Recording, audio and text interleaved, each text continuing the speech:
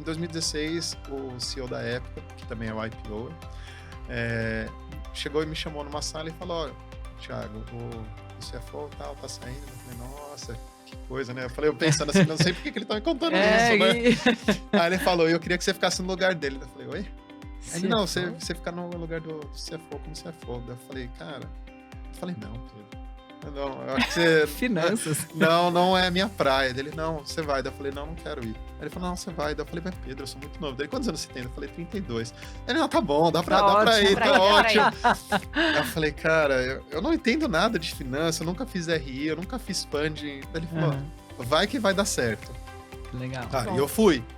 Eu até na hierarquia lá, eu pulei um cargo lá e virei chefe de um monte de gente que eram meus colegas e até alguns não eram meus chefes, mas eles estavam hierarquicamente acima de mim, né? Subiu 2 degraus de uma vez. Eu dei um pulo de 2 degraus de uma vez, né? E o começo foi mega desafiador, assim, foi um desafio que eu não tinha pedido pra mim, que me foi imposto, mas assim, cara, foi muito legal. Sejam bem-vindos ao YPO Cast Líderes Extraordinários, uma plataforma dedicada à sua jornada de desenvolvimento pessoal e profissional. Conheça as histórias inspiradoras de diversos executivos e empreendedores. Esta iniciativa é uma colaboração do YPO Brasil e da Exame. Assista agora mais um episódio e acesse nosso site. Bem-vindos ao YPOcast, podcast do YPO Brasil. Aqui contamos histórias de líderes que transformam negócios e vidas. Hoje vamos conhecer a trajetória de um líder que construiu uma carreira sólida no mercado imobiliário, transformou uma grande empresa do setor. Nosso convidado é diretor-presidente da SIM. Em 17 anos de dedicação à SIM, passou por diferentes áreas, conheceu profundamente cada engrenagem do negócio e liderou transformações que ele vai compartilhar mais com a gente. E hoje eu tenho a companhia da Priscila. Que bom dividir mais um episódio com você. Sheina, muito obrigada pela introdução. É um prazer enorme estar aqui mais uma vez com você. Thiago, seja muito bem-vindo ao nosso podcast. Antes da gente começar a conversar um pouquinho sobre a sua carreira, e todo mundo escutou aqui todo o sucesso que você tem como executivo há tanto tempo, a gente sabe que a gente sempre começa em algum outro lugar. Né? A gente vem de um outro canto. Conta um pouco da sua história, da sua trajetória. Quem é o Thiago? Da onde que veio a sua inspiração para virar executivo um dia? Conta um pouquinho lá de trás, dos primórdios lá de trás pra gente. Sheina, Pri, obrigado pelo convite. É um prazer participar aqui do podcast com vocês. Eu vou começar então contando um pouco da minha infância, né? Eu tenho um irmão que chama Diogo, né? Meus pais, cresci com eles até os 15 anos. Assim, a gente sempre teve uma vida bem modesta, assim, né? Meus pais nunca tiveram aquela abundância financeira. Minha mãe foi sempre dona de casa, meu pai trabalhou em cartório, enfim, assim, uma vida bem tranquila, mas sem grandes coisas de finanças, assim, né? Sem muito luxo. E aí, quando eu tinha 15 anos, meus pais se separaram, e aí eu gosto de contar um pouquinho desse episódio, porque eu acho que ajudou muito na minha trajetória de vida. Porque quando os meus pais se separaram, assim, uma situação meio chata na época e tudo mais, minha mãe, ela sentiu mais a separação naquela época, e eu acabei assumindo muito das responsabilidades da casa com 15 anos, né? Então, assim, meu pai, ele sempre foi presente, sempre ajudou, mas ele dava o meu dinheiro e falava: ó, tá aqui o dinheiro do mês, né? E minha mãe, ela ficou meio perdida nessa época, então eu comecei nessa época já a cuidar de pagar a conta, de fazer mercado, das responsabilidades e administração da casa, né? Então, eu comecei com essa responsabilidade bem cedo. Para mim nunca foi um fardo, mas eu acho que ajudou um pouco num amadurecimento pouco precoce, né? Até. E aí eu acho que isso foi muito interessante. Até quando eu comecei a fazer minhas primeiras entrevistas de emprego e tudo mais, tal, eu sempre contava um pouco dessa história que trazia um pouco... É jovem, mas é mais responsável, né? E que, de fato, acho que deve ter em algum nível ter sido verdade. E aí eu sempre, vendo aquela situação, assim, tinha algumas coisas que eu tinha bem certo, assim, na minha cabeça, né? Eu sempre me imaginei como um pai super presente, com uma família, manter a família. Então, essa questão de manter o núcleo familiar eu sempre achei muito importante, como eu tive isso quebrado quando eu era mais jovem.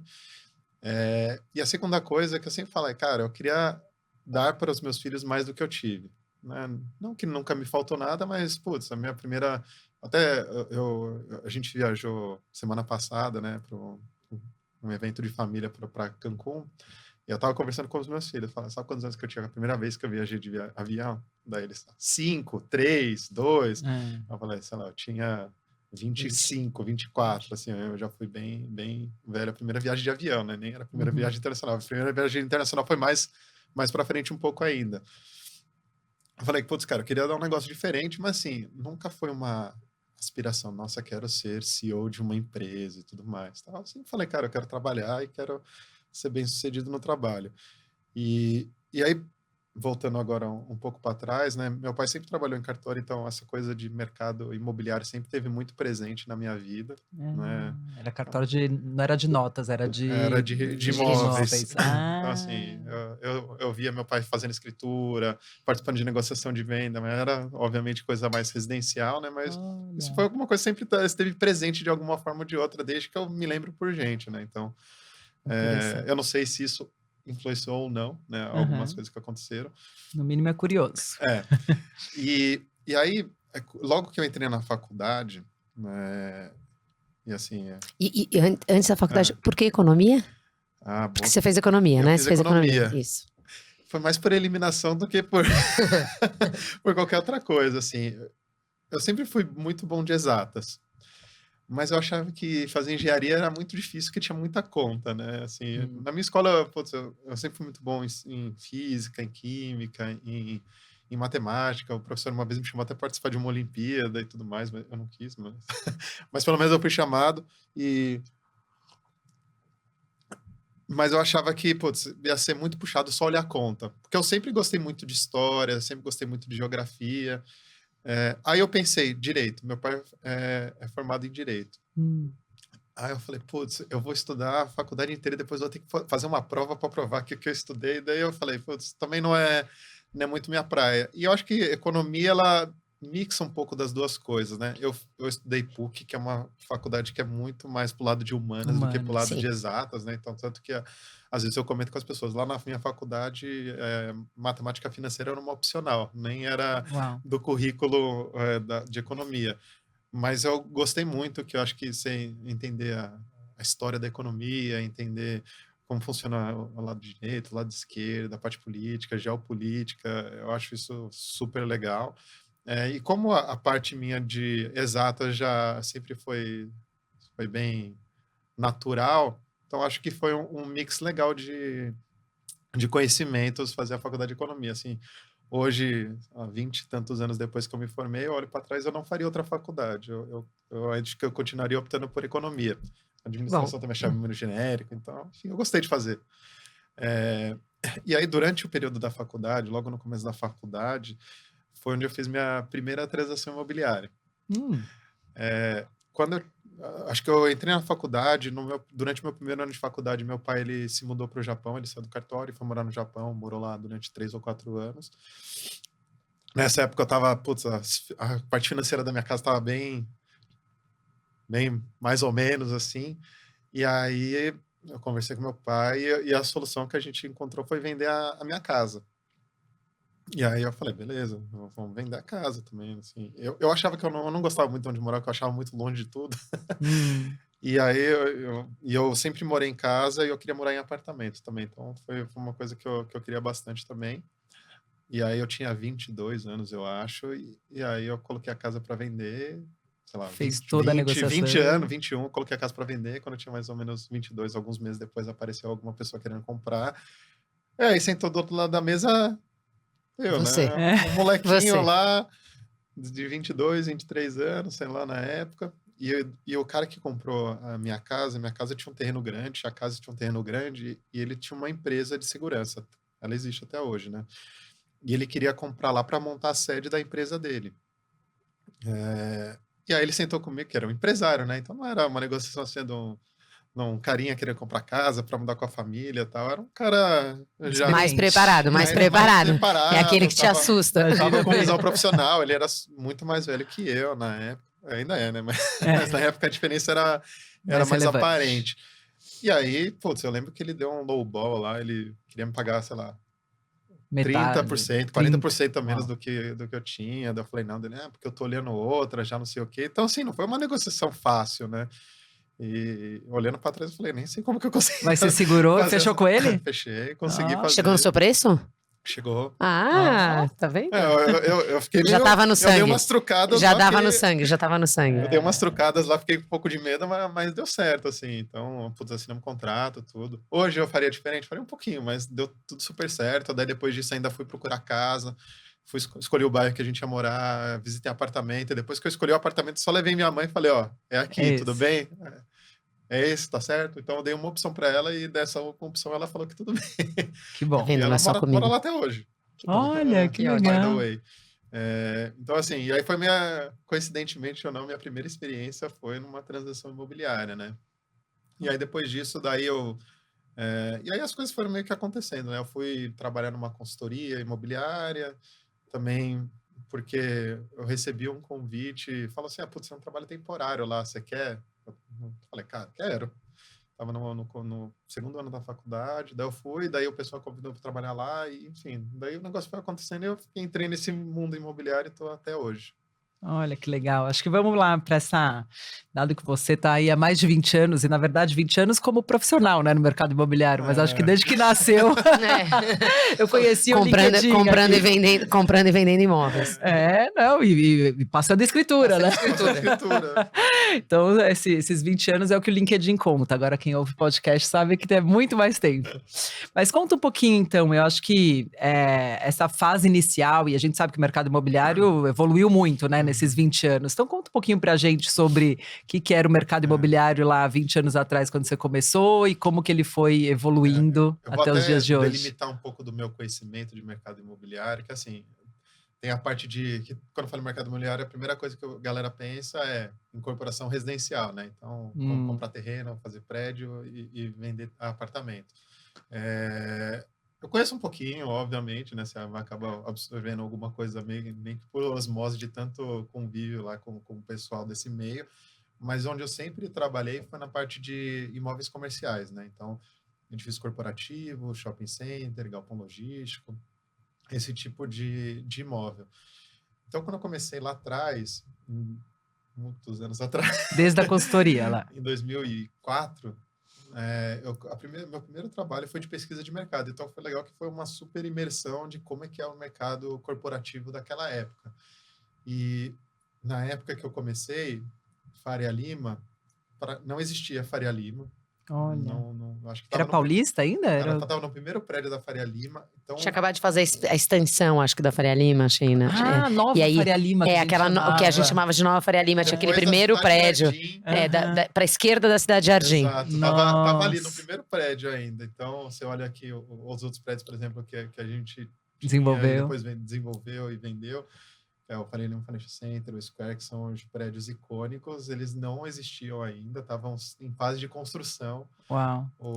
Eu lembro claramente do prédio onde hoje é o Google, o BTG, eu lembro do terreno, do Infinity, onde fica a Apple e a Bloomberg, eu lembro do terreno também, enfim. Você estudou isso? Eu estudei para comprar, eu fiz viabilidade daqueles terrenos lá, daqueles prédios. Enfim, e na época, o que existia de mercado imobiliário em São Paulo? Era muito paulista ainda. E Berrini. É verdade. Chucre e Zaidan. Hoje, onde tem aqueles monstros, aquele mundo de prédio lá. Aquilo era tudo residencial. Pra mim era o terreno da Monark ainda. Era tudo residencial aquilo. Depois. Nem isso, não. Era um terreno que era a fábrica da Monark, de bicicleta. De bicicleta. Uau. Eu lembro do projeto, a primeira vez que caiu na minha mesa e eu olhei aquele rendering lindo, maravilhoso, com um monte de prédio. Eu falei, cara, isso daqui vai ver, eu não vou ver isso pronto. E tá pronto hoje lá. Então, assim, era um mercado muito diferente. Não existia uma cultura de edifícios AAAs, né? Que é o que hoje tem. É o principal, acho que, modelo de negócio que a gente persegue. Não existiam essas lajes enormes, não tinha esse conceito de você ter o core central. O core central é onde tem o elevador no meio e o prédio em volta. de ter aquele andar limpo, sem pilares, para ter open space, com 1.500, 2.000, 3.000 metros quadrados. Isso era uma coisa que não existia, né? Então, eram prédios menores, prédios mais antigos, muito diferente do que é hoje, né? O valor de locação também eram valores bem diferentes do que se praticam hoje. Então, era um mercado mais pulverizado. Rio de Janeiro, eu ia para o Rio de Janeiro fazer pesquisa lá. O mercado da Barra, onde hoje tem vários prédios, também não tinha nenhum. Eu lembro que tinha um e eu falei, putz, eu nem vou lá no segundo, que é muito longe. Hoje é tudo um colado no outro. O prédio da TIM é nosso. Por que acaso, legal. A gente que desenvolveu. É lindo. Então, acho que o lado de corporativo mudou totalmente. Transformou né? muito. Transformou, assim, a qualidade dos ativos. Eu acho que a consolidação e da Faria Lima também, que é algo que não existia. E a que você deve essa mudança? Transformou por quê? O que foi o... Eu acho que, assim, e aí, se você olhar tanto escritório como logística, eu acho que a gente, como mercado, evoluiu muito. Então, assim, esse conceito de AAA que eu falei, ele simplesmente não tinha. E eu acho que se pegar 2004 indo para 2008, teve algo que não é o padrão do Brasil, é muito investimento externo. Muita empresa vindo para o Brasil, dos Estados Unidos, da Europa. Então, acho que a cultura e a demanda que eles tinham para o tipo de ocupação era muito diferente do que a gente tinha para oferecer. Entendi. Então, os grandes bancos, bancões lá, por exemplo, a gente tem num dos prédios que a gente administra, a JP Morgan, Goldman. No nosso caso, a gente tinha a Goldman em um dos prédios que saiu quando ficou pronto o Infinity. A gente tem até hoje a Merrill Lynch, Bank of America, que é inquilino desde a inauguração do prédio. Então, acho que quando vieram para o Brasil, foram procurar onde que tem os melhores prédios. E aí se consolidou nessa região da Faria Lima, e depois tentaram replicar isso lá para a Chucre, que tem prédios maravilhosos, mas a concentração continua aqui. E é muito, acho que, um mix. Uma coisa curiosa, só antes de falar isso, por que eu acho que teve uma migração da Paulista para cá? Acho que tem dois motivos. Acho que o primeiro deles é que o conceito anti-desenvolvimento de edifício corporativo, ele era por diversos investidores pequenos. Então, você não tinha, assim, uma coisa de um investidor institucional que ia desenvolver o prédio, comprar o prédio todo. Porque hoje, só para todo mundo acompanhar, né? Hoje, grande parte desses prédios, eles são desenvolvidos por um proprietário, e esse proprietário, que profissional, né? É profissional, ele que aluga todas as lajes. Exato. E faz a gestão dessas lajes. Exato. Antigamente você vendia picotado essas lajes para diversos investidores, e aí você negociava com o dono, com o proprietário de cada um desses andares. Isso daí mudou muito, justamente acho que por conta também da disponibilidade de crédito. Então, a forma como o incorporador tinha de colocar esse empreendimento de pé, ela fala, beleza, eu tenho um terreno, tenho um projeto legal, e eu vou ganhar dinheiro como? Eu vou colocar isso daqui de pé e vou chamar investidores para cada um comprar um andar, cada um comprar um conjunto. Que nem é feito em residencial. Como é feito em residencial. Não tinha esse conceito de uma propriedade dessa para renda institucional. Você tinha para pessoa física com muito dinheiro, ou para algum pequeno family office que queria ter um investimento em real estate. Você estava falando dos dois motivos, né? E aí isso é o que hoje atrapalha um pouco a Paulista, porque esse tipo de ativo não é algo que você faz, larga lá e está resolvido.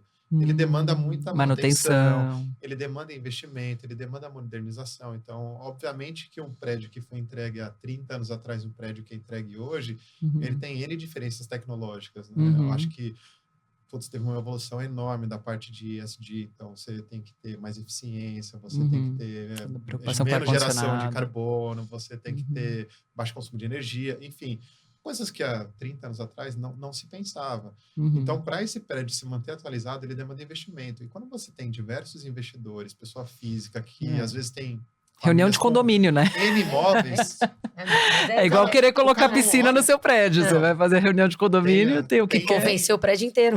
A gente tem situações assim, onde a gente tem uma participação relevante no ativo e a gente não consegue fazer o investimento que quer porque o sócio não quer. Uau. Tem vários casos icônicos em São Paulo que tem essa problemática do proprietário que é pouco capitalizado, que não tem uma visão profissional do negócio, que não quer investir no ativo e o proprietário profissional que quer investir no ativo não consegue. Então, Uau. isso segurou muito, acho que o desenvolvimento. E hoje é diferente. Hoje, todas as lajes corporativas... Faria Lima é um dono. É muito mais comum você ter... Não um dono único, mas uma sociedade. Você tem ali um grupo de proprietários profissionais. Então, por exemplo, nessa época, 2004, quando eu comecei, eu lembro eu trabalhei numa consultoria imobiliária, né, na Cushman. E eu lembro que a gente fazia vários estudos, e um deles era fundos imobiliários, o que é isso, quantos tem? Eu lembro que na época tinham 7 fundos imobiliários, hoje tem mais de 300. Então, assim, era um mercado ainda em formação. Hoje são 7 por gestora. Mesmo assim, tem gestoras que são bem mais que 7. A Pri conhece bem esse mundo de asset management, né? Então, assim, era uma coisa totalmente diferente do que é hoje. E aí eu acho que isso atrapalhou muito o desenvolvimento da região ali da Paulista, né? Então, hoje mesmo, você vai lá, tem prédios, a localização é muito boa, mas o prédio é muito antigo, se for fazer demanda muito investimento, acho que o conceito de arquitetura mudou muito, do que é uma laje, da eficiência da laje. Então, você tem até, às vezes, um prédio que não está tão ruim, mas a laje é pouco eficiente, então você não consegue otimizar o seu aluguel. E aí, com isso, você tem uma disputa de preço muito ruim. Então, assim, é difícil de você conseguir comprar um prédio todo que tem um potencial de você fazer uma reforma nele e ele se tornar um prédio moderno e adequado para a demanda dos clientes de hoje. E o segundo ponto, eu acho que é o próprio desenvolvimento imobiliário residencial dessa região do Itaim, né? Então, assim, teve muito gringo que veio para cá e acabou se instalando na região. Claro. Né? Nesse período eu lembro quando o Parque do Povo não era Parque do Povo, né? Ele era era um... eu acho, né? Que tinha lá o campo de futebol e tudo mais. Eu joguei bola lá. E aí, putz, mudou muito ali o entorno. Não tinha shopping, né? O JK é super recente. Era um esqueletão lá dentro do Paulo. Eu lembro disso com clareza. E aí, como teve esse desenvolvimento residencial aqui, com imóveis de altíssimo padrão, muitos dos executivos se instalaram aqui.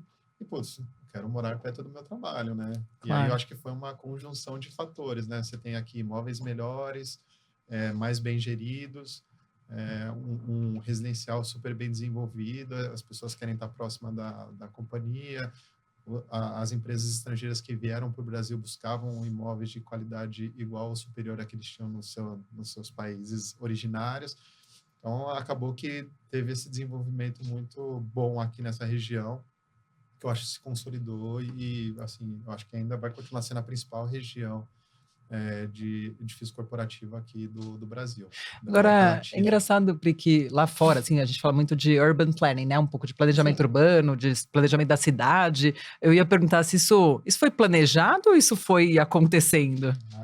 No Brasil, não sei se as coisas são tão planejadas assim, não, gente. Assim, não planejadas. Elas é meio que quando a oportunidade encontra um terreno disponível, né? Assim, tem uma demanda, encontra a oportunidade.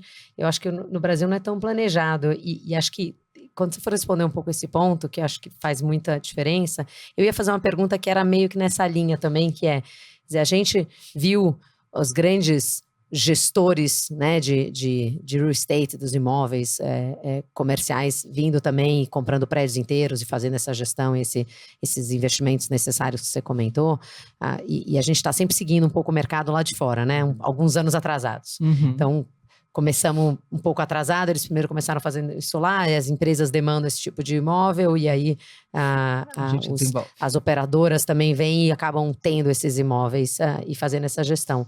O que mais que tem hoje lá fora? Como é que está o mercado imobiliário internacional nessa linha? E o que a gente pode esperar de mudança, se é que teria alguma, para os próximos anos aqui no mercado brasileiro? Que acho que vai um pouco do planning, né? O urban planning. Olhando para frente. Eu acho que a principal diferença, assim, tem pouca diferença, acho que em termos de estrutura do imóvel. Eu acho que a mudança que teve é muito mais uma mudança de comportamento geral, né, do que uma mudança especificamente do ativo em si. O que é isso? Por mais clichê que pareça, é a questão da experiência, né? Então, acho que a pandemia, ela deu para as pessoas um vislumbre e falar, cara, trabalhar de casa é muito legal, eu não quero ir para o escritório porque eu consigo ser tão produtiva quanto. Que eu discordo, mas É o grande mote aí de muita gente. E aí a gente vê que tem um movimento muito grande das empresas fora, e aqui no Brasil está começando também. Acho que essa é a primeira grande mudança, né? Todo mundo demandando que as pessoas voltem para o escritório full time, ou pelo menos mais do que 3 vezes por semana, né? Uhum. E aí eu acho que o que acompanha isso é uma demanda das pessoas. Falar, beleza, se eu tiver aqui para o escritório, eu tenho que ter algo a mais que eu não consigo fazer em casa. Uhum. Né? Então, assim, tem o lado da empresa que quer ter um ambiente mais legal. Agradável, Mais o agradável, ping-pong. que as pessoas se sintam mais à comidinha. vontade. Escritório da Google. Escritório da Google. Eu não sei nem Uma se é academia, um um ar-condicionado, que nem todo mundo amenities, tem. né? Então, assim, você tem que ter um prédio que você consiga oferecer um grau Serviços. de conforto para as pessoas que fala, putz, valeu a pena eu sair da minha casa e vir até aqui. Uhum. Então, acho que as empresas, elas começam a demandar mais espaço do que demandavam antigamente. Porque antigamente, o que era? Baia, um sentado do lado do outro, e cala a boca e trabalha. O mínimo Era do isso. metro quadrado por funcionário, né? Assim, a gente tinha inquilino que ocupava, sei lá, vamos falar uma métrica aqui. Uhum. Tá? Então, assim, uma pessoa a cada 4 metros quadrados. Uhum. É muito pouco. É muito pouco. É muito pouco, apertadinho. É muito pouco metro quadrado por pessoa. É quase um empilhado em cima do outro. O que a gente tem de prefeitura aqui como o adequado é uma pessoa para cada 7 metros. E o que hoje tem se praticado é pelo menos uma pessoa a cada 10 metros. Então, você tem mais espaço por pessoa, ou seja, você tem a sua baia, obviamente, ali e tal, mas você tem mais espaços de convivência, porque eu acho que o importante das pessoas estarem no escritório é você conseguir compartilhar com as outras pessoas os projetos que você está tocando, você conseguir ter um input e uma formação mais multidisciplinar nas suas atividades. E uma coisa que eu, como um líder de empresa, acho que é muito importante é você conseguir transmitir a cultura da empresa, né? Uhum. Então, você tem, eu acho que essas mudanças mais culturais de você conseguir absorver as pessoas e deixar elas serem envolvidas num ambiente mais colaborativo, onde as pessoas conseguem trocar mais ideias do que simplesmente ficarem sentadas no seu computador, porque para isso elas falam, você fica em casa. Uhum. Então, se eu não tiver essa oportunidade de ter essa troca, eu acho que não favorece as pessoas trabalharem no escritório físico. E aí, para você conseguir ter essa troca, não adianta você ter uma baia do lado da outra, né? Então, eu acho que é muito mais a forma como você utiliza o espaço e a quantidade de espaço que você precisa para conseguir ter alguma coisa que realmente impacte na empresa, né? Então, acho que essa é a principal mudança que eu vejo. Mas nesse ponto que a Sheina comentou, assim, de planejamento, quanto que hoje o mercado são os developers que trazem essas mudanças e esses aprimoramentos e um pouco o que dá para fazer diferente para as companhias e o quanto que é um pouco a gente correndo atrás da demanda, né? Assim, as empresas vêm e pedem, e aí vocês vão adaptando o que está disponível, a área construída que está disponível, ou potenciais projetos para essas demandas. Assim, acho que tem algumas etapas, né? Acho que a gente, como desenvolvedor, a gente tem um passo anterior, que é o que o planejamento da cidade, para onde que ele está me direcionando, né? Então, por mais que a gente queira falar que isso não tem influência, esse daqui é o principal fator, porque um terreno aqui hoje, ele pode valer 0 ou ele pode valer milhões. Acesso. Isso depende muito do que a cidade quer para aquele lugar. Ela quer que eu construa prédios, ela quer que eu construa parque, ela quer que eu construa um residencial horizontal, ela quer que eu construa um shopping. Então, tudo vai do que a cidade propõe para aquela região e para aquele terreno especificamente, né? Então, você tem ali, para esse terreno aqui hoje, eu consigo desenvolver uma vez a área dele, 2 vezes, 4 vezes, 8 vezes. Aí, isso sim que vai determinar, eu acho que o fluxo de crescimento da cidade, né? Então, eu acho que essa região da Faria Lima, ela tem um certo planejamento, que aqui vai ser uma região de edifícios corporativos. A Avenida Brasil, ali tem um planejamento que vão ter aquelas casas e, por enquanto, não se tem nenhuma visão que ali vai ter edifícios algum dia, né? Então, eu acho que, primeiro, a gente tem que seguir o que a cidade está propondo para a gente. Depois, a gente, que não é um novo entrante e tem contato com clientes atuais, prospects, clientes passados, a gente tenta entender qual que é a demanda deles, né? Então, se eu for colocar um projeto novo de pé, Então, putz, hoje eu preciso de mais espaço, eu preciso de um prédio que no térreo ele tenha uma área de convivência mais agradável, eu preciso que ele tenha espaço para oferecer serviços, enfim, eu acho que isso é do lado de vista de desenvolver algo novo, que acaba sendo, entre aspas, mais fácil do que você adaptar o que você tem para alguma demanda atual. Então, hoje, e aí o mercado imobiliário, como todos os outros mercados, ele é feito de muitos ciclos, né? Então, hoje, num cenário de juros mais alto, o ciclo ele é meio estável. E a gente está indo para num caminho muito positivo, que é de redução de vacância, né? Dos espaços disponíveis. Então, se olhar o que a gente tinha de melhor, assim, vai... O que é uma referência e o ideal? Hoje, a vacância é de São Paulo. Vou pegar São São Paulo Paulo como exemplo. tá. A gente está um pouquinho abaixo de 20% de vacância. Olha. Quando a gente chega entre 10 e 15, a gente fala que é um mercado equilibrado, onde você tem o poder de negociação bem dividido entre proprietário e inquilino. Acima de 15, está mais para o inquilino. Abaixo de 10, está mais para os proprietários, que você consegue puxar mais preço. Só que como é dividido a cidade, né? Dividido em regiões. Em regiões, né? Os CDBs, que são centros de negócio. Então, você tem a região da Faria Lima, vacância 7,5%. JK, vacância 4%. Então, aqui está mega favorável para os proprietários. Se você for para a região da Chucre, que já teve uma vacância super alta, ela vem reduzindo. E aí, como que ela vem reduzindo? Ela vem reduzindo a vacância com preço mais baixo, ocupa, aumenta preço, muita demanda sem espaço, daí você abre espaço para novos desenvolvimentos. Então, hoje, eu acho que o negócio é muito mais de você ter um movimento de aquisições de propriedades prontas do que desenvolvimento de coisas novas, porque eu acho que não tem a demanda suficiente para você construir algo novo. Diferentemente, por exemplo, da região de Pinheiros e Rebouças, que mudou ali Potato Square. Você acredita nesse Potato Square? Que dizem que um dia o nosso São Paulo. Que um dia o Largo da Batata vira o nosso Silicon Valley, será? Vamos ver. Não sei, eu tenho um pouco de dúvida. Mas assim, você pega Rebouças. Rebouças é um exemplo claro do que eu estava falando, né? Mudou ali a forma de aproveitamento dos terrenos. Se você olhar hoje, do lado esquerdo, para quem sobe a Rebouças, cheio de prédio. O C6, Nubank, teve uma parte do... Nubank, que estão lá para cima, para baixo, agora a Amazon alugou um prédio todo, aí tem a Reboucinha, que a Netflix está indo para lá, tem algumas outras gestoras, enfim. Tem uma série de novos prédios que estão sendo desenvolvidos e foi a única região que recebeu novos prédios corporativos em massa, foi ali. Por quê? Porque teve uma mudança de uso do solo lá. Você tem uma região que eu acho que é muito atraente para jovens, né? Uma região bem mais jovem do que a Faria Lima, que é as Faria Limers, né? Então, o cara que é um pouco mais... que gosta um pouco mais de uma coisa diferente, que não é aquele cara de mercado financeiro, o cara prefere ir para lá. Então, você tem muita empresa de tecnologia migrando para essa região. E teve o transporte público ali também, né, com o metrô e tudo mais, que favorece, tem corredor de ônibus, enfim, eu acho que é uma região que vem se desenvolvendo bastante. Então, como a gente vai indo de acordo com o que a cidade propõe para a gente, né? Então, acho que é um pouco disso. E nesse cenário, só curiosidade aqui, São Paulo mesmo, como é que fica Alphaville, Paulista, centro de São Paulo? Pergunta difícil.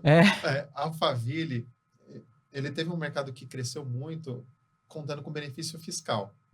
Né? Então, as empresas de tecnologia tinham um ICMS reduzido, ISS reduzido por estar ali em Barueri. Então, teve muita migração de empresas para lá que acabaram ficando. Mas hoje é um mercado bem difícil, com preço de locação super baixo. Paulista, ele tem um público de empresas diferentes, né? É normalmente empresa mais de serviço, que é intensivo de pessoas operacionais. Por quê? Porque tem uma malha de transporte público muito boa. Então, de qualquer região, você consegue chegar bem rápido lá. Aí, se você pegar uma empresa que tem um perfil diferente de mão de obra, vai preferir estar aqui na Faria Lima, ou vai preferir ir para Chucre, ou vai preferir ir para Pinheiros. Então, eu acho que se você olhar lá, tem muito empresa de telemarketing, muito advogado que tenha uma operação mais de massa, que é menos consultivo, né? Então, tem muita ação trabalhista, muita coisa de litígio pequeno, assim, fica lá. Então, você tem perfil de empresa que vai para lá. Tem empresas grandes que estão lá, obviamente, mas sim, é um perfil diferente na grande maioria das empresas que ficam ali na Paulista. E mesmo porque a qualidade dos ativos, de uma forma geral, tirando algumas exceções, você tem bons prédios lá, mas, assim, de uma forma geral, a grande maioria são prédios pequenos, prédios com... Baixa manutenção, pequeno. você falou. Então, assim, putz, o cara que quer ter um prédio mais legal, tal, vai migrar para outras regiões, né? Então, e o centro? Putz, o centro é um desafio. Porque tem um super projeto da prefeitura para revitalização do centro. Pri, você também ouviu? Eu ouvi falar. Eu só não consigo muito imaginar quem que vai para lá por enquanto, né? O grande plano é levar o Palácio do Governo para lá, né? E aí ele que puxar esse desenvolvimento. Eu estava até ontem, nesse mesmo prédio que a gente está hoje, visitando uma empresa que estava no centro e veio para cá. E eu perguntei, putz, por que vocês fizeram essa mudança, né, de sair do centro e vir para cá? Cara, por 2 motivos. Quando a gente estava lá no centro e a gente falava, onde vocês estão? Estamos no centro. O pessoal fala, nossa, mas o que está acontecendo, né? Eles imaginam aquele prédio velho com as mesas tudo tortas, com a cadeira quebrada. Ele falou, dá uma impressão para quem ouve que você não está bem. Ele falou, cara, o nosso escritório era maravilhoso lá, era super legal, só que as pessoas já têm essa primeira impressão. É um preconceito já bem estabelecido. Você está no centro, está ruim a empresa. Ele falou, a gente mudou para cá faz 1 ano. Ele falou, nos primeiros 3 meses, eu acho que a gente teve mais visita de cliente aqui do que em 10 anos lá. Ele falou, as pessoas não estão predispostas aí para o centro para visitar uma empresa. Agora, se está aqui na região... Putz, beleza, vou pegar meu carro, vai dar 10 minutos, 15 minutos, ou dá para eu ir a pé. Aí o pessoal tem muito mais predisposição para ir. E lá eles tinham um restaurante, eles tinham um lugar para receber pessoas. Ele falou, cara, mas ninguém ia. Ele falou, aqui, putz, todo dia eu recebo pelo menos 2 ou 3 clientes. A gente mesmo, grande maioria dos nossos clientes, estava aqui na região. Então a gente, às vezes, nem ia para o escritório, porque a gente ficava aqui, visitava um, visitava o outro. Falava, cara, agora eu não vou lá para o centro para depois ter que voltar para cá. Enfim, então acho que teve... essa experiência ontem, que eu conversei com uma empresa que fez esse movimento, então acho que é um sentimento meio que comum, né? Você pensa no centro, você não pensa, putz, uma grande empresa, super bem estabelecida. Vamos aguardar, né? Vamos ver. Assim, eu acharia maravilhoso ter uma revitalização do centro, mas é complexa, tanto a revitalização da parte corporativa quanto da parte residencial. Tem muito desafio. Sempre um desafio, sempre um desafio. Eu queria mudar um pouquinho para falar da Sim, queria um pouco da sua experiência, mas eu queria fazer uma pergunta antes, para a gente fechar um pouco essa visão de mercado, que a gente está aqui, na verdade, numa grande aula, né? Estão aprendendo sobre o mundo do imobiliário como um todo, mas o Brasil tem se desenvolvido muito do ponto de vista de alternativas de negócios para a área, seja para o residencial, menos até para o residencial, mas muito para o comercial, né? Tanto galpões logísticos, shoppings, a gente tem falado muito de prédio, mas acho que vai tanto para shopping quanto galpão logístico. E as incorporadoras, né, elas primeiro construíam, como você comentou, né, no passado, construíam lá na Paulista para vender para investidores, picotadas, aí começaram a fazer projetos para proprietários inteiros, né, de imóveis. Como é que é esse mercado secundário? Porque a gente tem, quer dizer, do ponto de vista regulatório, a gente tem uma série de fundos e veículos hoje disponíveis para a pessoa física, tem veículos que são incentivados, etc., nesse sentido. Mas como é que é esse mercado de revenda, né? Como é que, para uma companhia, assim, tem players internacionais vindo, comprando imóveis, essa revenda, não construir para um operador, mas depois esse vende para outro, e eu acho que entra um pouco até em algumas das coisas que vocês estão fazendo lá na Sim, e depois acho que a gente queria ouvir um pouco sobre a sua experiência lá, seus anos todos, como é que foi evoluindo um pouco seu papel lá, mas acho que interessante entender um pouco essa questão de mercado. Legal, assim, eu acho que... Segunda mão, mercado de segunda mão. Na verdade, assim, eu acho que você, como companhia, fazer um imóvel para segurar para sempre na sua carteira, no longo prazo, eu acho que você não ganha muito dinheiro. O seu retorno tende, num bom cenário, a ser depreciado. Sem ganho de prédio quase nenhum. Então, acho que a grande forma de você conseguir ganhar dinheiro nesse mercado é você desenvolver bons produtos, operar bem, locar bem e vender bem. Se não tiver saída, é uma parte mega importante, se não a mais importante dentro desse ciclo todo. Porque eu acho que o timing é mais importante do que fala location. É óbvio que é importante você ter um bom ativo, uma localização. Mas se você tiver o timing errado de entrar e de sair, não importa o location, você vai perder dinheiro. Então, acho que a saída é um dos momentos cruciais na hora de você ganhar dinheiro no investimento imobiliário. E, com isso, acho que o mercado ele evoluiu demais, assim, nos últimos 15, 20 anos, né? Então, eu falei, putz, quando eu comecei a trabalhar, você tinha 7 fundos imobiliários, e hoje eles viraram um grande veículo de saída para as empresas desenvolvedoras. Porque quando você olha o fundo imobiliário, apesar de você ter alguns fundos de desenvolvimento, a grande maioria dos fundos é um fundo de renda. Então, que o investidor, pessoa física, ele olha, putz, vou ter uma renda aqui de um bom ativo, isento de imposto. Então, eu acho que é uma combinação muito boa, porque do lado do desenvolvedor, você consegue ter alguns veículos para você conseguir vender que tem um interesse diferente do seu no final do dia, né? Porque, por exemplo, eu quero ser dono de 100% desse prédio, desse shopping, desse galpão. O seu fundo imobiliário, ele está na renda que aquilo vai gerar. Então, se você ficar com vender 10%, vender 20% ou vender 50%, para o fundo, de forma geral, não vai fazer grandes diferenças. Segundo ponto é que quando ele olha a forma como aquele ativo vai gerar renda para ele, é um ativo isento de imposto. Então, você consegue ter um preço melhor para você oferecer na hora da compra e você, como vendedor, você fala, putz, esse cara aqui ele vai conseguir me pagar um pouco mais porque ele tem uma linha de despesa a menos do que eu tenho como desenvolvedor. E o objetivo dele é renda, então, putz, ele comprando no preço certo, ele não tem que ficar necessariamente preocupado com a saída daqui 2, 3 ou 4 anos. Ele tem aquilo ali como uma forma de geração de renda para os cotistas dele, né? Então, eu acho que o mercado de fundos imobiliários, ele é super importante dentro do nosso ciclo de negócio, né? Então, do ciclo de você desenvolver e ter para quem vender. Porque antes, você tinha muito desenvolvedor e pouco player institucional para poder fazer a saída no futuro. Era muita família, então era um fundo de pensão. Nossa, fundo de pensão também. Mas o fundo de pensão, se ele comprava e fica lá eternamente, fica sempre, né? Agora não, porque eles não podem, mas no início era assim. E os players internacionais, eles começaram a vir mais ou menos nessa época, 2006, 2007, 2008, tanto que no começo da minha carreira lá na SIM, a gente iniciou a parceria com a Prologis, que hoje é o maior player de logística do mundo. Né? Na época era a AMB a primeira, que foi a nossa sócia original, e a Prologis era a segunda. E aí a AMB comprou a Prologis, só que adotou o nome Prologis. E a gente é sócio deles, e a gente começou o desenvolvimento dos primeiros galpões de padrão internacional aqui no Brasil. Então, com muito do que eles trouxeram de know-how, com muito que eles trouxeram de cultura de desenvolvimento de galpão logístico. A gente ficou sócio, foi os primeiros sócios do Brasil do CPPIB, do GIC, na parte de real estate. Então, a gente foi a porta de entrada desses fundos internacionais também aqui no mercado imobiliário brasileiro. E aí, a cabeça de fundos internacionais, fundo de pensão internacional, né, é muito de longo prazo. Então, assim, não é um cara que compra e quer vender muito rápido.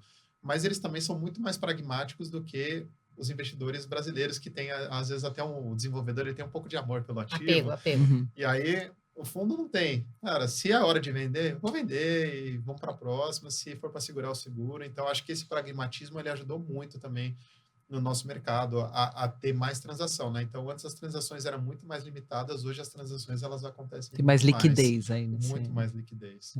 Que legal. Vamos falar um pouquinho de SIM? Vamos. Conta pra gente. Você tem uma longa trajetória lá. Não quero contar tudo, que são mais de 17 anos, né? Mas, assim, acho que até a China falou no começo, né? Eu passei por muitas áreas lá, né? Eu entrei...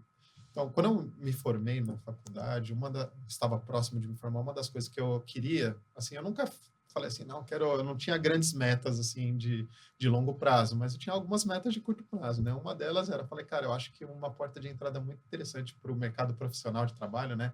Então, quando eu comecei na consultoria, eu era estagiário, tal, apesar de naquela época estagiário não ser como é hoje. Era um pouco menos Nutella, e pouco descanso. Meu primeiro emprego de carteira assinada, tal, eu queria que fosse num programa de trainee. Eu achava que era um fast track muito interessante para a carreira. que de fato foi. Então, eu me inscrevi em vários. E, coincidentemente ou não, eu passei em 2 de mercado imobiliário. É uma empresa de shopping. Às vezes tem um empurrão sempre para uma direção, né? Eu prestei banco, eu lembro Gerdau, Ambev, essas todas, os Unilever, programas de trainee muito conhecidos. Putz, eu fui avançando em vários e aonde que eu passei, né? 12 empresas de real estate. Putz, então acho que é o destino mesmo. E aí eu entrei lá numa área de controladoria, fiquei 1 ano, depois eu fui para o planejamento estratégico, fiz um pouco de funding, fui para novos negócios. Enfim, eu passei por muitas áreas e acabei conhecendo muito do backstage do negócio. E eu acho que eu tive muitas oportunidades, que eu acho que aproveitei bem. Eu acho que uma das coisas que normalmente não deveria ser uma grande vantagem, mas foi para mim, foi que eu falava inglês. Olha. Então, assim, e foi uma grande coincidência do destino, porque eu nunca fiz aula nem nada. Eu aprendi. Como assim, coincidência? Só conta um pouquinho mais. Você aprendeu assim? Eu fui dormir. Você dormiu e acordou falando inglês? Uma boa essa. Eu queria desenvolver essa técnica. Dormir e aprender a acordar falando algum idioma. Né? Falando qualquer idioma. Sabe quando você dorme com o gravadorzinho? Conta assim essa coincidência. Eu nunca fiz aula de inglês. E eu sempre gostei de ouvir música em inglês e tal. E aí, quando eu assistia muita série, muito seriado em inglês, principalmente Friends, eu assistia bastante em inglês. E aí, assim, tipo, eu percebi que eu tava entendendo, assim, não foi um processo assim. Hoje eu vejo assim, vamos ensinar uma técnica para você aprender inglês assistindo Friends, não sei o quê. Eu não tive técnica, não era a minha vontade, mas eu acabei absorvendo. Foi via exposição mesmo. É gift. É gift. Não tem, assim, acabei de entender a diferença. E assim, japonês e eu nunca tive vergonha de falar. Tá, faz então, diferença. acho que isso ajudou. Então, eu lembro que na escola, quando eu estava, sei lá, no ensino médio, foi para os mais jovens, né, na minha época, o colegial. Então, quando eu estava lá no colegial, foi uma universidade dos Estados Unidos fazer uma palestra lá na minha escola.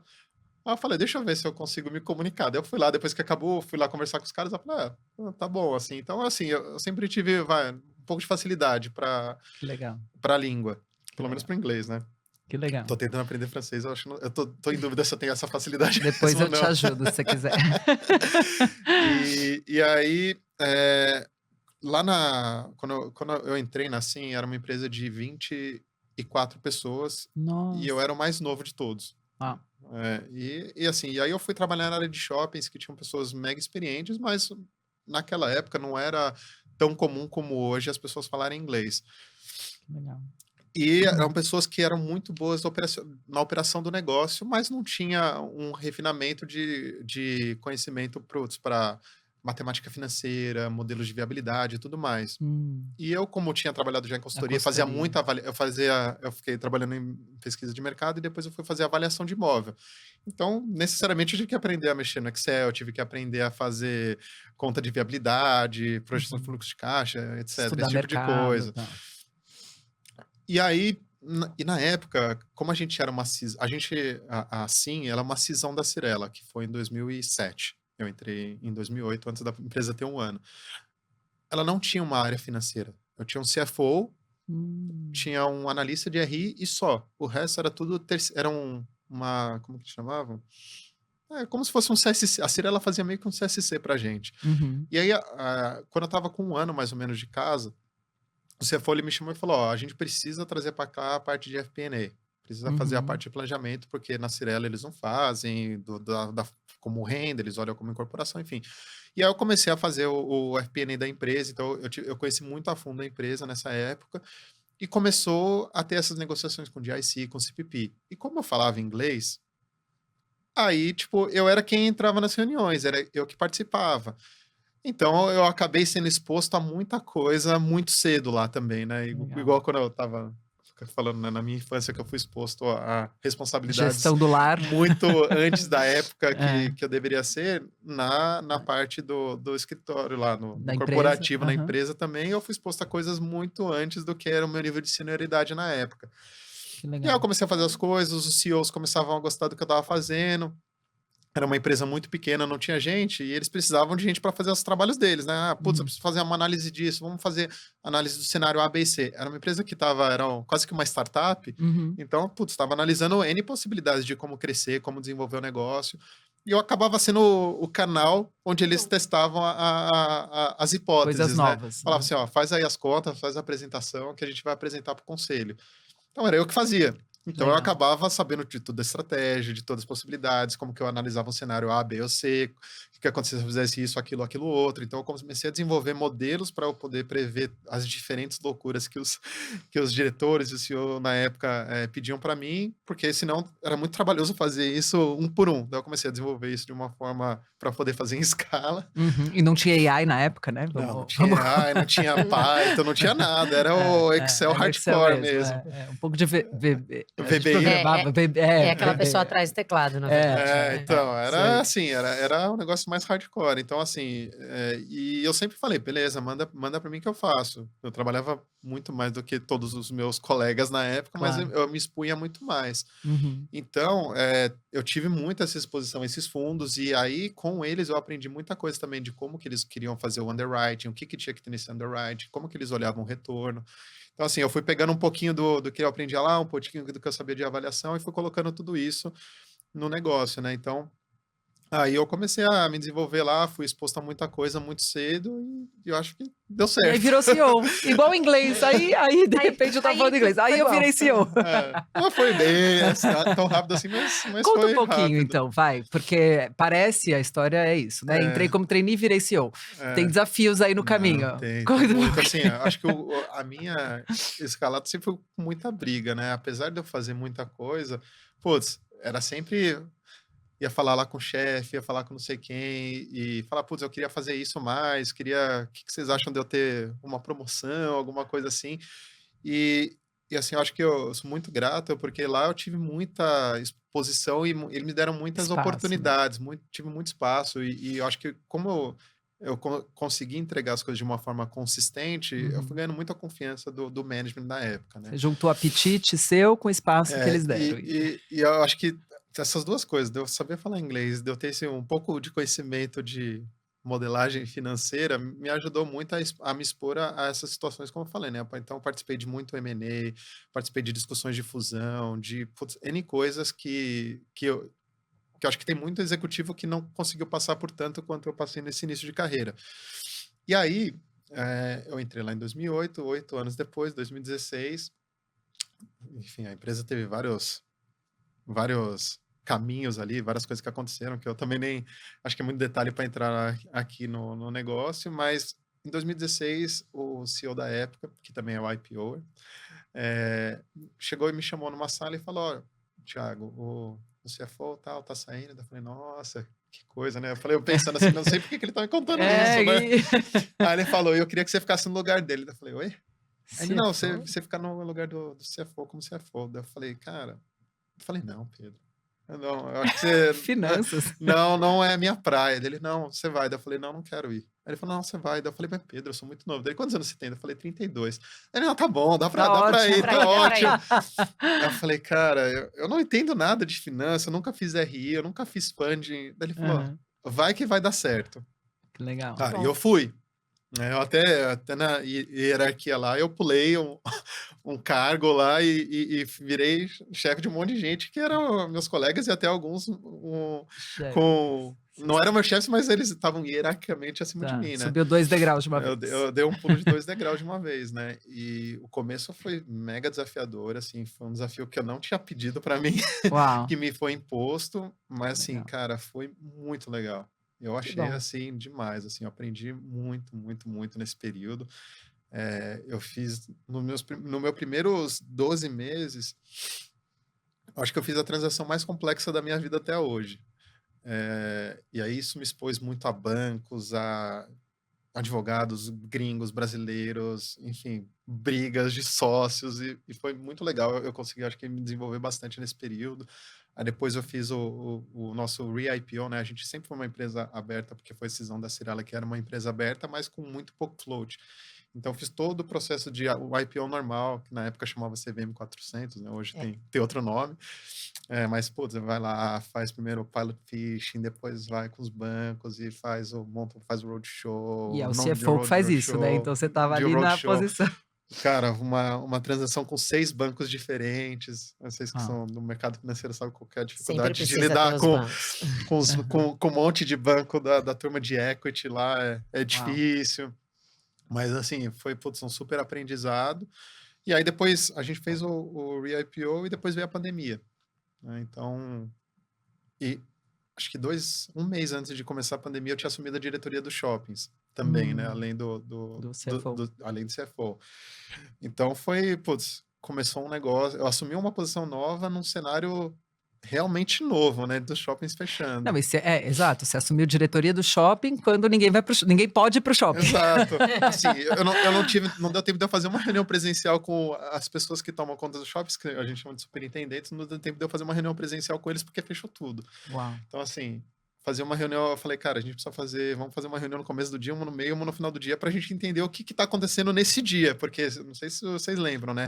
Era decreto pra cá, pode abrir, não pode abrir, Claro. pode abrir até as 3 da tarde, vai ter que ter isso, vai ter que ter aquilo. Pode abrir um pedaço das lojas, não pode abrir as pedaço. outras. Alimentação.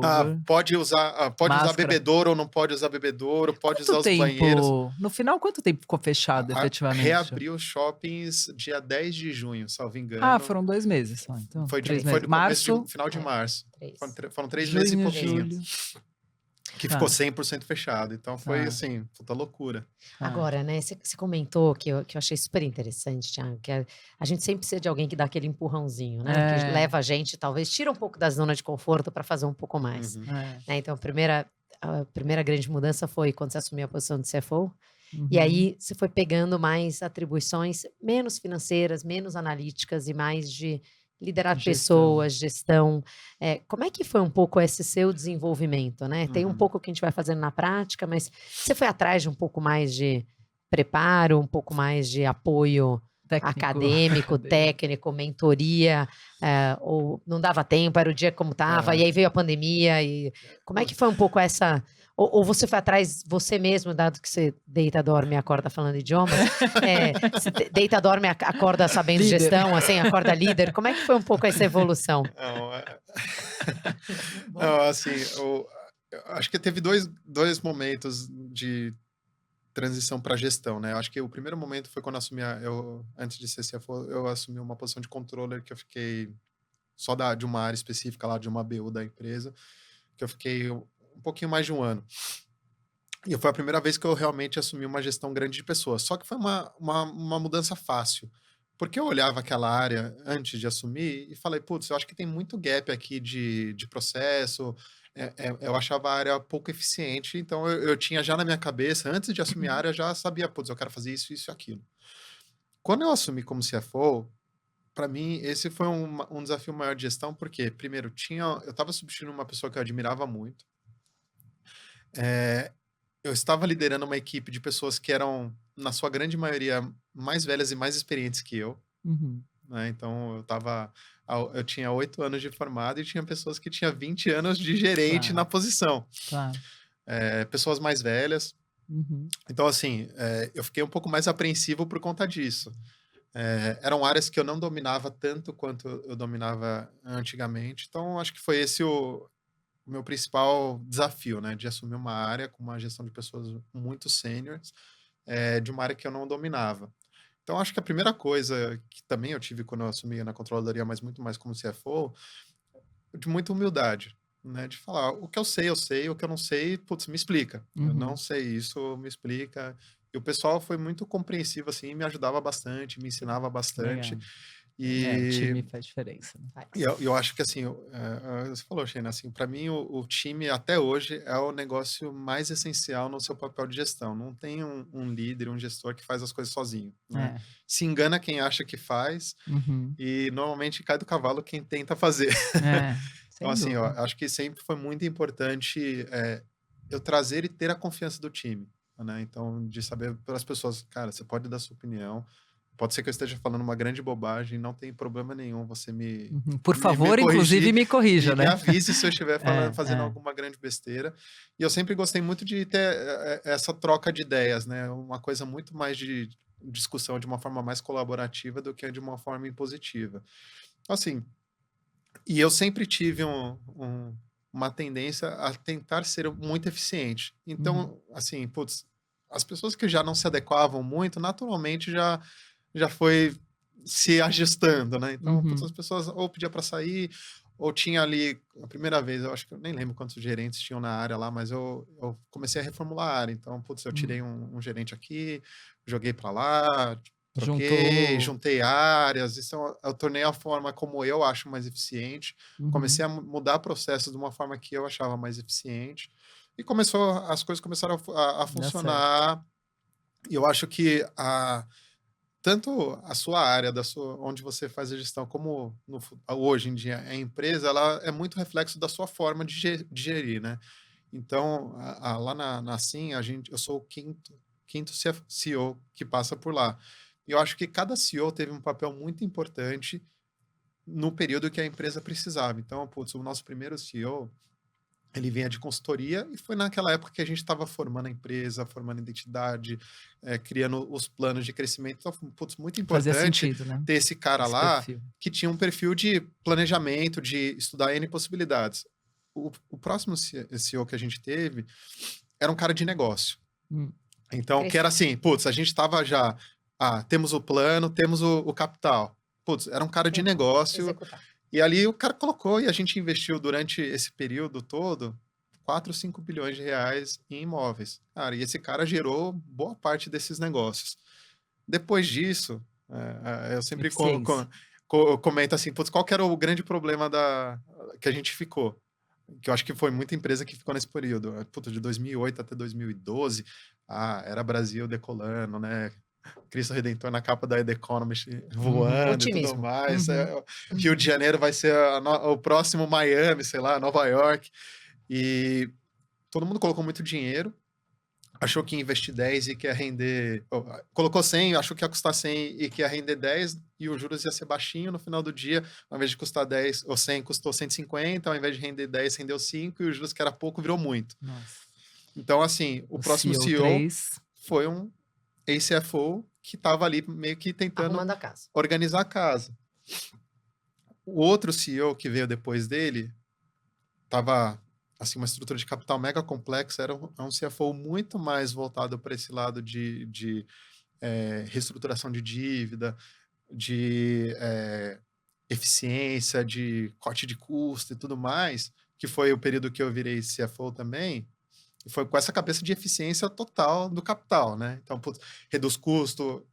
Eu reestruturei, no meu período como CFO, mais ou menos uns 8 a 10 bi de dívida. Então, assim, com todos os bancos que vocês imaginam que pode conceder crédito ao setor imobiliário, desde bancos privados e bancos públicos. Então, assim, foi uma agenda muito de estrutura de capital, de redução de custo, de eficiência e tudo mais. E foi um período que passou para ter uma gestão menos conservadora, daquela forma mais hierárquica, para uma gestão mais horizontalizada. Então, era uma diretoria toda mais nova, mais jovem, gerentes mais jovens, e aí eu acho que todo mundo com muito gás para fazer as coisas diferentes, né? Tentando mudar um pouco ali a forma de trabalhar. Então, foi um processo assim. E agora, eu como CEO também estou dando a minha cara e fazendo, acho que um pouco do meu perfil, né? Então, a gente tem uma empresa hoje que é bem jovem também. É uma empresa que olha muito para as pessoas, né? Então, acho que lá atrás eu não sentia que se dava tanta importância às pessoas, aos times, como hoje a gente dá e a gente gosta de dar. Né? Acho que a questão da hierarquia também, ser um negócio mais horizontal, um negócio onde tem mais troca de ideias, é um negócio que a gente tem feito bastante. E do lado do negócio, né, assim, o meu negócio é maximizar o retorno do acionista.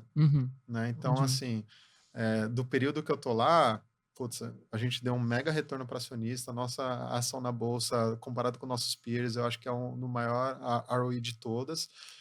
Nesse período, eu falei, né? A gente investiu, sei lá, do início da empresa até 2019, 5, 6 bilhões de reais, 4, 5, 6, eu nunca lembro o número certo, mas eu acho que é mais para 6 do que para 4. Muitos bilhões. Muitos bilhões. E eu vendi, no meu período como CEO, quase 4 bi, distribuí alguns bi de dividendo, quando eu assumi como CFO também, a gente fez um pouco mais, perto de 1,5 bi de vendas. Então, assim, foi muito foco, assim, tipo, de resolver estrutura de capital.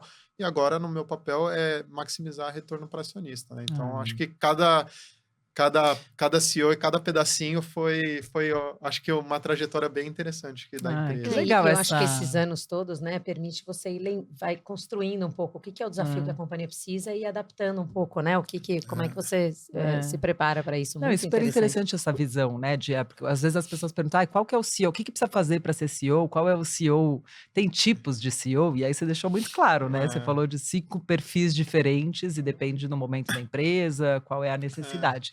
Mas, e parabéns pela trajetória, né? Impressionante, acordar falando inglês, sendo líder, fazendo bilhões de reestruturação. Mas queria mudar e falar de uma curiosidade. Pri, tem uma curiosidade. Bora, que é super interessante. Vamos lá. A gente sabe que de hobby, você gosta um pouquinho de Legos. Eu gosto. E Legos, engraçado que é um hobby, mas ele também é muito ligado à construção, né? O mundo imobiliário, voltando para a construção, no caso, bloquinhos, né? Pecinhas. Conta um pouco pra gente, de onde veio esse hobby, uma curiosidade super interessante. Da onde veio e onde chegou, né? Da onde veio e o que você tem hoje para deixar todo mundo eu acho que, assim, com inveja? Eu não... Cara, de onde veio... Assim, eu não sei, eu sempre gostei, né? Eu tenho hoje Lego que eu tinha quando eu era criança. Tanto dos pequenos aí, não sei quem tem criança ou quem conhece, tem aqueles Lego duplo grandões. Eu tenho vários de quando eu era criança que eu dei para os meus filhos e eles brincaram muito também e tudo mais. Assim, eu sempre gostei, mas nunca... Eu sempre achei muito caro. Continua sendo. Continua sendo. Assim... E eu nunca tive coleção de nada. E eu sempre achei, putz, é muito legal coleção. Eu sempre achei legal coleção, mas nunca colecionei nada. E aí um dia eu tava viajando e eu sempre, assim, mesmo antes de ter filho, eu sempre gostava de entrar em loja de brinquedo. Eu e minha esposa, a gente viajava e entrava em loja de brinquedo e ficava olhando lá e tal. E eu tava viajando e tava numa loja e tinha, assim, uma parede gigante cheia de Lego e eu olhando lá. Aí eu comentei com minha esposa, falei, putz, eu gosto muito de Lego, né? Seria legal se eu colecionasse alguns.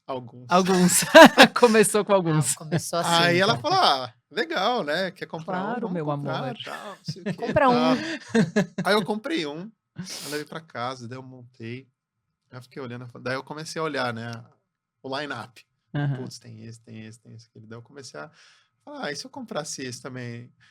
E aí, assim, o Lego, ele tem várias linhas, né? Tem a linha... Technique, tem a linha de Brickheads, tem várias linhas, vários temas diferentes. E eu acho legal o carro. E aí eu comecei a comprar um de carro, comecei a comprar outro, daí eu olhei assim na linha do tempo e falei, putz, a Lego lançou esses modelos aqui de carro nessa linha de Creator, que chama. E aí eu falei, acho que eu vou ver se eu compro todos. Eram 7. Aí eu fui buscando, porque o Lego ele aposenta, né? Depois de um tempo, se ele fica 1 ano, 6 meses, 2 anos, e aí depois ele aposenta e não vende mais. Aí eu comecei a buscar, esse daqui não vende mais, mas onde será que eu acho? Mercado secundário. É mercado secundário, daí vai, procura, acha, tal, daí você começa a entender, putz, eles valorizam ao longo do tempo, alguns muito, alguns poucos, daí eu comecei a comprar, tal. Enfim, aí foi ganhando tração esse negócio, aí eu morava num apartamento que não tinha espaço para guardar. Aí eu comecei a ter já... a minha esposa começou a não achar tão legal mais essa coleção. É uma coleção que vai crescendo. Hoje eles estão onde? Então, hoje eu mudei de casa. E aí, quando eu mudei de casa, eu falei, putz, seria legal se eu tivesse um espaço dedicado para guardar minha coleção. Aí eu criei um Lego Room. A sala do Lego. Aí, assim, é uma sala que só tem prateleiras com os Legos montados. Hoje, eu comprei muito mais do que eu montei. Então, hoje... a gente pode ir lá montar, se quiser. Adoro montar Lego. Adorei isso. Adorei a ideia. Vamos lá montar. Quer levar os filhos de vocês? Quero. Minha filha adora também. E aí, hoje, assim, eu não sei exatamente quantos Legos eu tenho, mas eu devo ter um pouco mais de 200. 200 e alguma coisa. 200 caixas, né? Com milhares de peças. Caixas. Tá. Eu chutaria que eu tenho hoje mais ou menos uns 30%, 40% da minha coleção montada. O resto ainda está tudo a ser montado. Nossa, tem muita coisa pra gente fazer lá, gente. Então, assim, hoje você entra no meu quarto de Legos lá, parece mais uma loja, porque as prateleiras elas estão cheias de caixa, daí quando eu falo para as pessoas, não, isso daqui tudo ainda tá lacrado, que eu não comecei a montar, não fica... Assim, tem bastante coisa Vamos lá ajudar para o ser Thiago. montado. Não, vamos ajudar, depois a gente monta uma exposição de Lego. Então, sabe o que aconteceu? Quando eu tava com a minha coleção no limite, assim, do que cabia no meu closet, daí eu comecei a tirar mala, abrir mala, colocar ele dentro, levantava a cama, colocava embaixo, daí a minha esposa, qualquer armário que eu abro tem Lego dentro. Aí a gente, lá na empresa, a gente tem vários shoppings. E aí uma pessoa que toca o shopping falou uma vez pra mim, se você fizesse uma exposição dos seus Legos no shopping, a gente vai ter um evento da Lego, você podia colocar exposto os seus Legos. Aí eu falei, putz, legal essa ideia. Aí eu montei vários e fui mandando pro shopping pra exposição. Sabe o que aconteceu? Abriu espaço nos armários. Você comprou mais, esposa Aí eu comecei a comprar mais. Aí eu fui ocupando. Até que voltaram as Então, A exposição termina. Aí quando as exposições terminaram, porque eles rodaram todos os nossos shoppings aqui de São Paulo. Eu não tinha lugar, daí eu falei pra eles, deixa guardado aí no shopping, porque não tem mais como eles voltarem pra minha casa. Olha. E aí, nesse meio tempo, eu comprei essa outra casa, daí tinha lá o Lego Room separado. Aí depois que ficou pronta a casa, daí eu peguei os Legos do shopping, levei pra lá, comecei a expor eles nas prateleiras, e agora eu tô no processo de começar a montar, mas na minha cabeça eu já sabia exatamente como que eu queria a disposição, quando eu mandei fazer as prateleiras, os armários, eu já sabia mais ou menos o que eu queria fazer, então tá nesse processo ainda de construção do quarto. Vamos ver se a gente consegue uma imagem aqui, né? Não, e aí quando vocês virem a imagem, você vai ver que ele, além de ser um Lego Room, ele fica numa porta secreta dentro do escritório. Você abre a estante, aí você entra. É bom que daí disfarça das crianças pequenas não saberem que tem, mas agora todo mundo que visita a minha casa, a primeira coisa que Acho que quer as crianças pequenas não ouvem esse podcast, então tá tudo bem. Ainda bem. Porque a primeira coisa que as pessoas chegam em casa querem saber onde que é o Lego. Cadê? Mas as crianças grandes vão adorar. Tipo vocês, né? Nossa, eu já tô vai ajudar aqui. a montar, a gente vai montar. Eu acho que é uma boa ação, né? Ele falou que ele precisa de ajuda para montar os Legos, a gente é muito generosa, então a gente quer te ajudar, Thiago. Nossa, é por você. A gente tem um espaço dedicado para montar lá. Agora acho que uma pergunta que a gente sempre faz aqui, essa conversa tá uma delícia, queria ficar mais horas aqui conversando. A gente entra na questão YPO, né? Então, nosso grupo aqui, o nome inclusive do podcast, o YPOcast, a gente sempre gosta de saber o que o YPO fez de diferença nessa trajetória toda, como que ele te ajudou, como que ele ainda te ajuda. Eu acho que tem algumas coisas, né? Eu acho que o fórum, ele é maravilhoso, é super importante você conseguir trocar ideias num ambiente onde você se sente muito confortável, né? Obviamente tem muitas questões que eu não posso debater com outras pessoas e tem muita coisa, assim, que o meu ciclo de amigos não vai nem entender se eu quiser debater. Claro. Né? Então, tem um ambiente ali onde você pode falar das suas aflições, das decisões que você precisa tomar. E aí eu acho que não só no âmbito profissional, mas muito mais no pessoal também, né? Eu acho que foi muito importante e é muito importante para mim essa troca de ideias. Para minha esposa está sendo muito legal também, ela como esposa, ela participa muito. Às vezes eu até brinco que ela participa mais do IPO que eu, porque ela vai em um monte de evento. Que bom. Às vezes chega nos lugares e ela conhece mais gente que eu. Ótimo. Então, assim, eu acho que é muito legal também ela ter essa convivência com pessoas diferentes, onde ela pode trocar ideias e ela aproveita bastante também. Então, acho que esse aspecto do fórum, tanto como IPO como da minha esposa como spouse, é muito positivo. Acho que o segundo é conhecer pessoas muito legais, né? Você, a Pri, assim, eu tenho conhecido pessoas muito legais, que quando, por exemplo, antes de você virar CEO de empresa ou diretor de empresa, você olha para aquelas pessoas e acham pessoas inatingíveis, pessoas que não são seres humanos normais, né?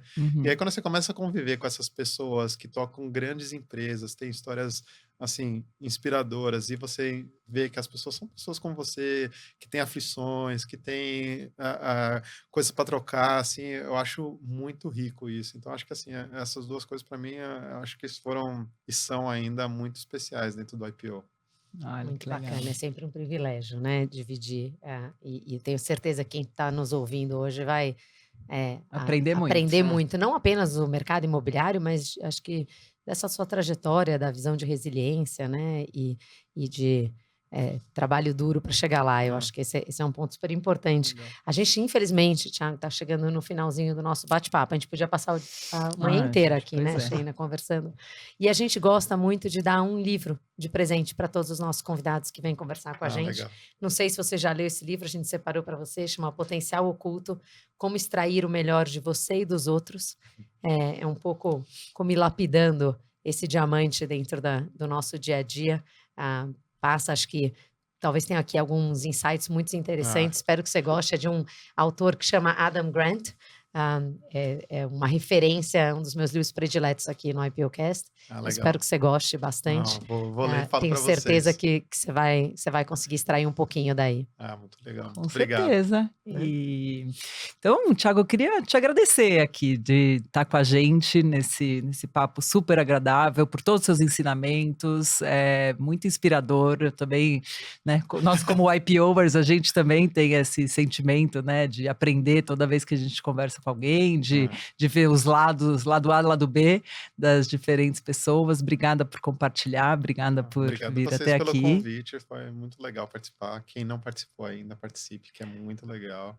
Com certeza, todos convidados. A gente adoraria ouvir as histórias, mas a sua foi maravilhosa. Obrigada, Thiago. Obrigado. E para você que ficou com a gente aqui até o final da nossa conversa no IPOcast, fica também o nosso convite para seguir a gente tanto no canal do YouTube quanto do Spotify. As nossas entrevistas e os nossos bate-papos estão todos lá. E se você quiser saber um pouquinho mais dessa conversa, tenho certeza que você vai saber onde procurar por nós ali no nosso grupo. Muito bom. Então, até a próxima. Até a próxima. Obrigada. Obrigada.